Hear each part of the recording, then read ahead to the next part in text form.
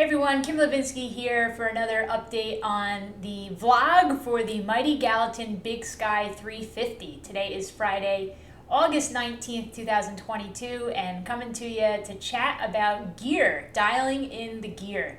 So I'm going to put up on the screen the required gear list. I've got it printed out right here for me to reference, and we're just going to kind of run through. I'm going to show you what I've been using. Pretty much everything is about the same from Tahoe 200. There's a few differences, a few additional items that we have to have. But for the most part, I'm using pretty much all the same gear from Tahoe 200. Few big differences. The pack is different, and then a couple of other items that we have to have with us. So I am doing one more big training effort tomorrow, Saturday the 20th of August. Going out with some friends up to the Hudson Highlands of New York. About an hour from here, and we're doing a route that's called the Seven Summits Traverse, and it hits 7 of the big peaks that are around the Bear Mountain area. It's a route that I made up a year or two ago. It's now on the fastest known time website. It's very cool seeing a lot of runners get out there to do this loop. So it's very fun. It's around 27 miles or so, around 7,000 feet of climbing. Very, very rugged trails, very technical. And that's what's kind of tough about being where I am here in northern New Jersey. To get the elevation in the climbing, the trails are technical. It's really hard to find trails that are not technical, maybe similar to the West Coast. But you know, the intel that we're hearing from Helgi is that the trails in Montana are a little bit more technical.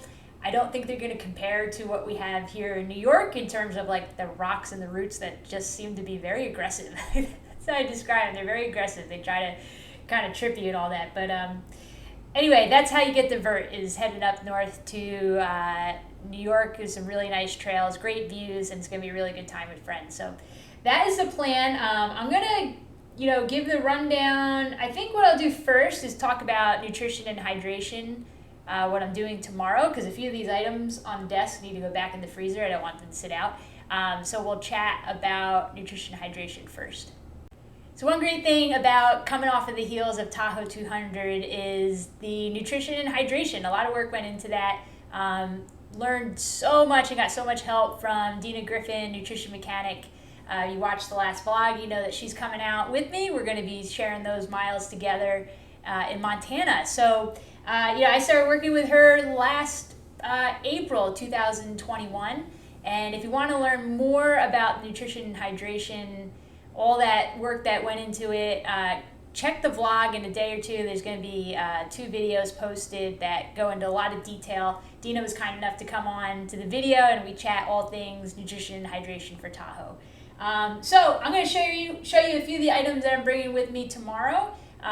Try to get items that are on the list of what's going to be at the aid stations, and then other couple of things that work well for me that I'm definitely going to bring with me. So in terms of hydration, I've been using Scratch for probably over a year. It's been working really well. Scratch hydration, there's a couple different flavors. I like the lemon lime. Dina's helped me with that in terms of the dosing, I guess you call it. So I'm going to be bringing that with me tomorrow. And then one thing she suggested for when we're in Montana, and this was so smart, is that, maybe we're not going to want to be mixing hydration mix for days on end, and it might be challenging to do in the backcountry. So she suggested using these salt stick caps. So I've actually never used them before. I've really only done powder form of Scratch. So I'm going to give these a go tomorrow. I'm going to start out using Scratch as per Dina, and then switch over about halfway through the day and using the salt cap. So interested to see how that works, but it seems really simple to just use the caps instead of having to mix the hydration powder when you're out there with filtering the bottles and blah, blah, blah. So that's going to be the plan for hydration tomorrow. I'm going to do a little bit of both, start with the Scratch and then switch over to the salt stick caps. In terms of food, the go-to for the bar situation, love the boba bars. Those are good. They always work really well.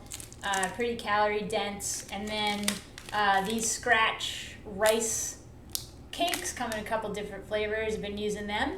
That has been working well with the bars. And then a few items that are on they're in the runner's manual of what's going to be at the aid station. Good old peanut butter and jelly. You know, I crossed over to these this last year, training for Tahoe, these Uncrustables. It's just so easy, you know. I haven't really had luck packing my own peanut butter and jelly. It always seems to get smashed. I don't care how you pack it, it gets smashed. But these, for whatever reason, I don't know if it's because they've got some air in the bag or whatnot, kind of like an airbag. They work well. They're frozen and then they thaw out in the pack, and they're easy to eat. So Uncrustables. And then another suggestion from Dina was trying frozen burritos.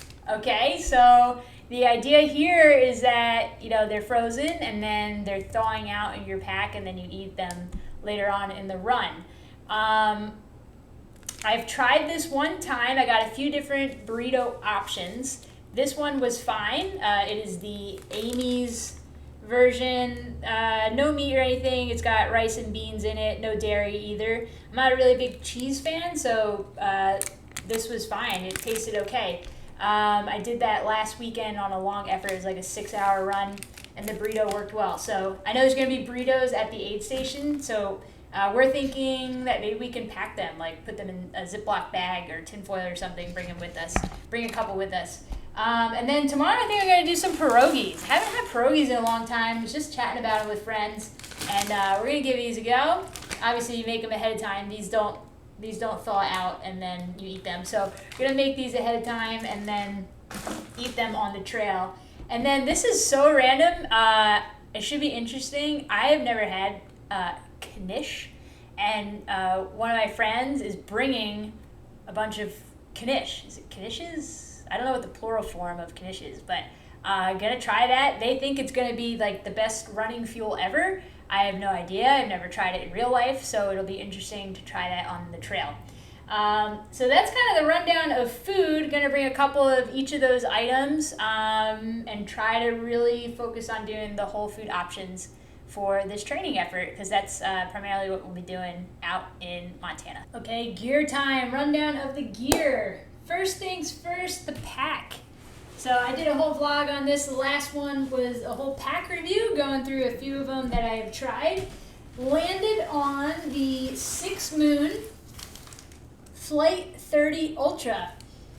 Actually, as I'm holding it up, it kind of stinks. It's been really hot here in Jersey, so I guess the sweat level has been pretty high. I need to wash this. This is stanky stank. But anyway, pack has been great. Loving the pocket situation. Lots of pockets on the side, pockets on the hip belt, pockets on the chest, and the back of the pack. Lots of room. 30 liters. I've been fitting everything very comfortably. So really happy with this pack. And yeah, if you want to learn more about it, I went into depth, pretty in depth on the last vlog about this pack. So hydration setup.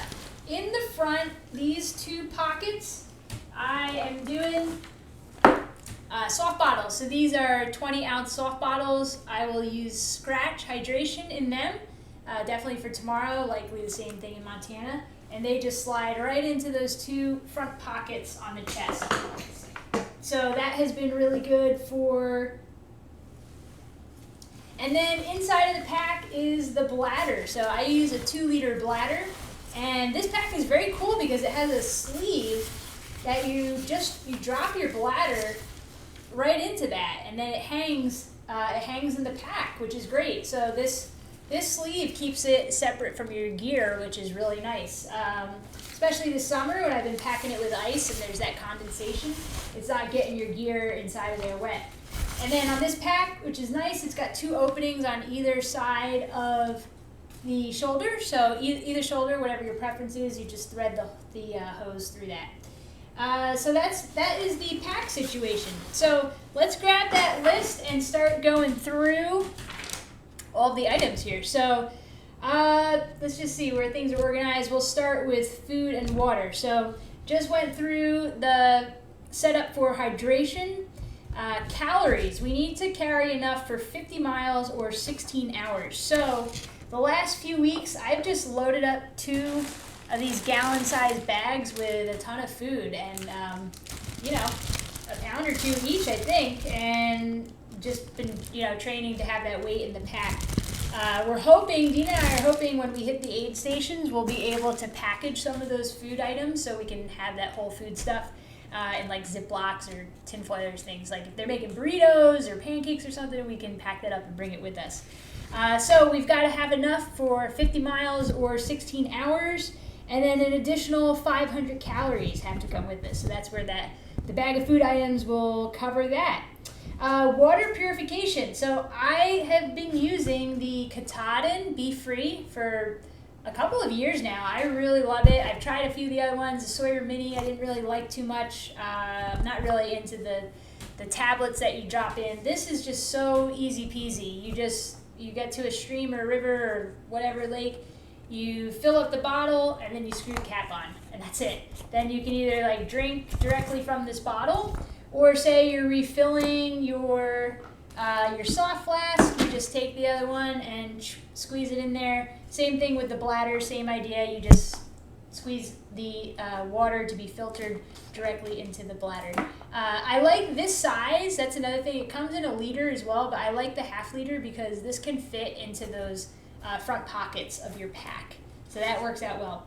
Water purification, and then hand bottles if you are only carrying a bladder. So I've got that covered with the soft flask in the front. And a reusable cup. Where is that? I think I've got it inside of the pack. One of the pockets here. There it is. And this is just a Sassquad reusable cup.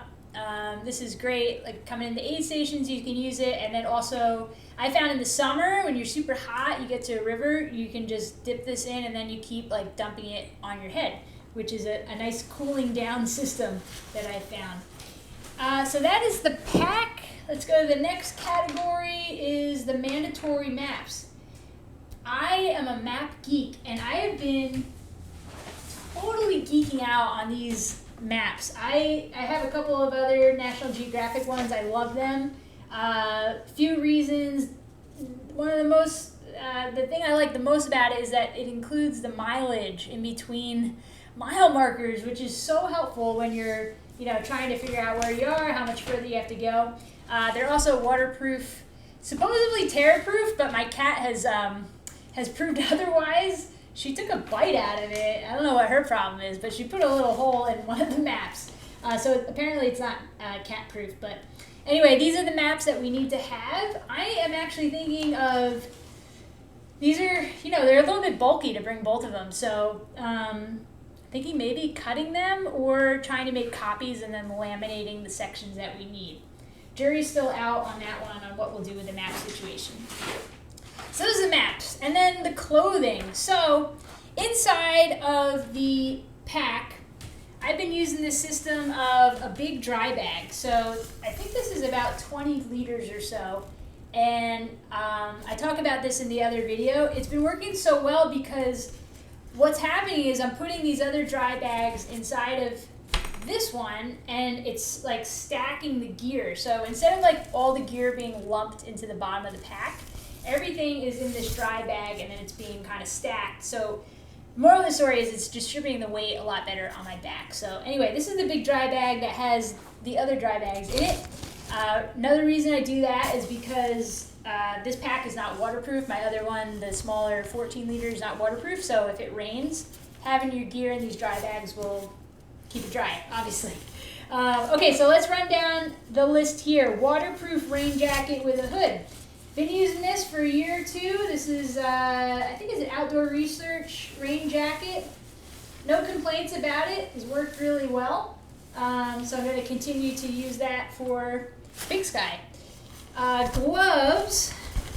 These gloves are actually a post-Tahoe purchase. Found these, I think Smart Wool was doing a sale. I really like Smart Wool's products. But this is cool because it's convertible, but this layer here and the top of the glove is waterproof, which is nice, like if it's raining or if it's snowing, to keep the hands dry with the convertible glove is really nice. So those are what I'm doing for gloves. I have a second one of convertible. I think they're Boco brand. They work really well. I use those at Tahoe.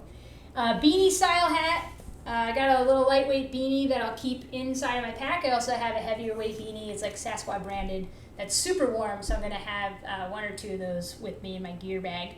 Pants. So I'm going to stick with this. I had rain pants for Tahoe, and it worked really well, not only as like a waterproof layer, but also as just another layer for warmth, insulating. So these, believe it or not, they're like $25 on Amazon, and they're the best rain pants that I've found. I've tried a number of branded items, and they didn't fit well for whatever reason. They're uncomfortable, super hot. These are great. I like it because it's got a nice long zipper on the bottom, so it's easy to take on and off with you have your shoes on. And I found them to be decently breathable in terms of, rain gear. But they're great, and I know for sure they're waterproof because I've worn them a number of times at Sassquad races when we've had horrendous weather, and they work really well. So those are the pants that I'll be bringing. Puffy jacket with a hood, sticking with I think it's a Patagonia. I picked it up at like an REI garage sale, and it's worked really well. I use it a lot at Tahoe. This came on and off like 500 times at Tahoe. The weather, it was cold at Tahoe, so I use the puffy jacket a lot. Packs down relatively small, so I'm going to stick with that. Neck gaiter, that's just the typical buff. I've got a zillion of those. Here's one. Use that for the buff. Change of socks, 100%. I'll have an extra one in my pack, and then a ton with me in the gear bags. That was something I was religious with. The crew really helped me with changing socks at Tahoe. I think I changed every aid station, so it was like at least 10 times I changed socks. I use the Injinji toe socks, and they're really difficult to get on when you've got tape on your feet. So crew was super patient in helping me put the socks on and off. But they worked, so if it ain't broke, don't fix it. I didn't have any blisters at Tahoe, so they definitely work. So I'm bringing a ton of socks with me. Change of socks, space blanket or emergency bivvy. I've got the bivvy here. I'm going to bring a couple of these because once you open them, it's pretty challenging to get them back in the bag. So I have a couple with me. Also throwing in the gear bag, let's see where that went. It is an emergency poncho. Here it is. We got these at check-in for Tahoe 200. I didn't use it during the race, but I think this is a great thing to keep in your kit. It's just a poncho you can throw over. It's nice because it then goes over your pack as well. So that will come with me in the gear kit.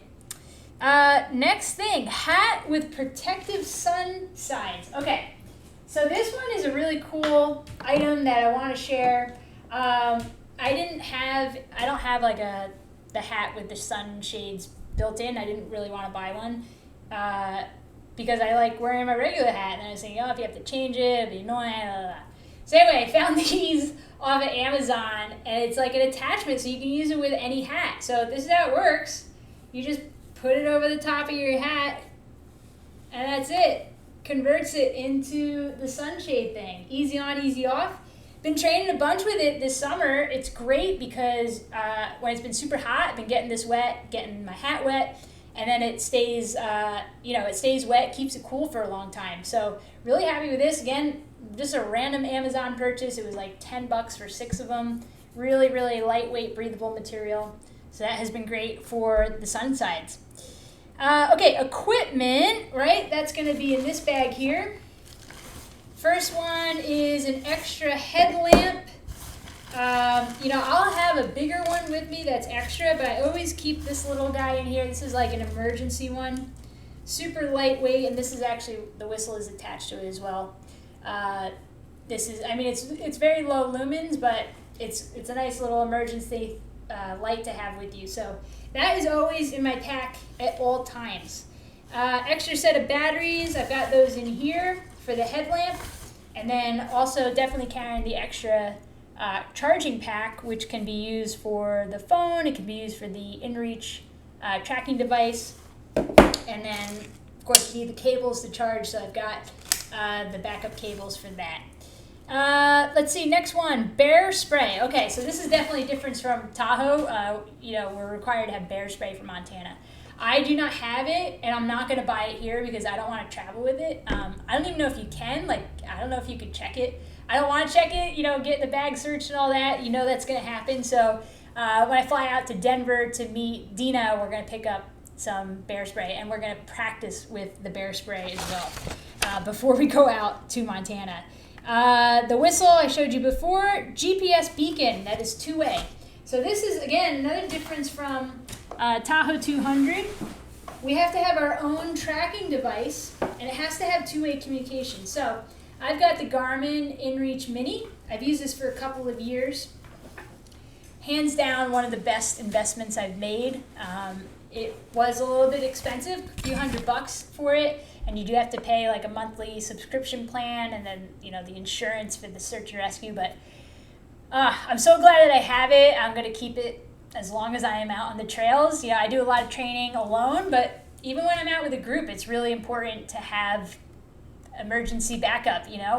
Thankfully I've never had to use it, but you hear stories all the time about people who, if they had something like that, it would have been a different outcome. So anyway, we have to have that for the trip. We're going to be tracked the entire time. There's a team designated that's all they're doing is tracking us. So and then the two-way communication is great. We can communicate with people who are tracking us, but then also as a relay team, we can communicate with our teammates and see if they need to switch out or they need something at the next aid station.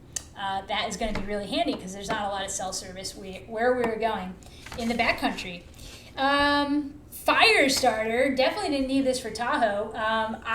There's a zillion out there. I got this one the other day. It's a Zippo brand, pretty small, lightweight. And this one works. You unscrew both caps. Inside of here are the fire starters. This material is windproof, waterproof, and when you're ready to use it, you break it open and then you put it, near the kindling, and then you screw this back on the top, and then that's your spark there. So that's what ignites it. Hope I never have to use this. Probably a smart thing to keep in your pack for backcountry outings. I just hope I'm never in a situation where I need to use it, but again, emergency gear, good to have with you. So that will be in the pack. And then cell phone, that's the last item, obviously, because we need that to have the course map. There are no course markings whatsoever. So the course map will be on Gaia, which is on the phone. And that was a great part about Tahoe is, we've become very familiar with Gaia. I personally use it with race directing. That's how we make the races for Sassquad, so I'm pretty familiar with it, but very easy to use. We've got all the GPX files from Helgi already, and just today I was using the Gaia, I was using the GPXs, and then the maps, just to kind of get familiar with the other trails, the whole trail system that we're going into. So that is the rundown. A few extra items that I'm bringing personally is, I think most runners are, they do this or they will be doing this, is a first aid kit. Always have that in my pack. In here, you got Band-Aids, Neosporin, antiseptic, ginger chews, different kinds of tape. I've got hand warmers in there. You can see there's sunscreen in there. There's a tampon in here, which I will gonna preach till I leave this earth, is for every woman to put a tampon in your pack. And I'm saying that because Tahoe 200, my period came early and we were unprepared. Both me and the crew were on trail. With my pacer, we didn't have anything. It was really unpleasant. So, hashtag normalize menstruation. Gonna preach it to all my sisters out there. Put a tampon in your pack, if not for you, for a friend. So that's the first aid kit. Got some foot care stuff in there as well. And that is the rundown. Looking here to see what the gear is. What else? Oh, shoes. Share this with you. I've been using Speed Goats for a couple of years here. I'm going to start with a bigger pair. I'm going to go half size up. Tahoe, I waited to the second half, the second 100 miles to switch. And I wish I had switched sooner. So I'm just going to start with a little bit bigger. Probably the first day or so, they're going to feel loose, but then, your feet swell. So I'm going to have these, probably bring a couple pair. Gaiters, absolutely. I use them on pretty much every training run on the trails. I use gaiters because it drives me bananas to get stuff in my shoes. And then I think probably the last item I'll show you is trekking poles. I'm sure everyone out there is going to have poles. I love the Black Diamond Carbon Distance Carbon Z. These have worked really well. I used them for a couple of years. No complaints, super lightweight. They stash away really well, though most of the time I just keep them out the whole time. So that's the rundown on the gear. So I'm gonna keep doing what I'm doing, training with this tomorrow, last big effort, and just getting used to that extra weight and practicing using all the things. So that is the update. Excited to get out there tomorrow with friends for a nice long effort. And then I guess we're just going to start to back off a little bit. Next week is a race week for Sassquad trail running. We've got a backyard ultra next weekend, so there's definitely no training happening on my end. Last year that event went for 36 hours. The winner did 150 miles, so I expect to be out there for a couple of days. And then a few days after that, I'm headed out to Denver, so that is August 31st is the following Wednesday. All right, that's it. Gonna wrap it up here. Thanks for tuning in, and we will catch you on the next update.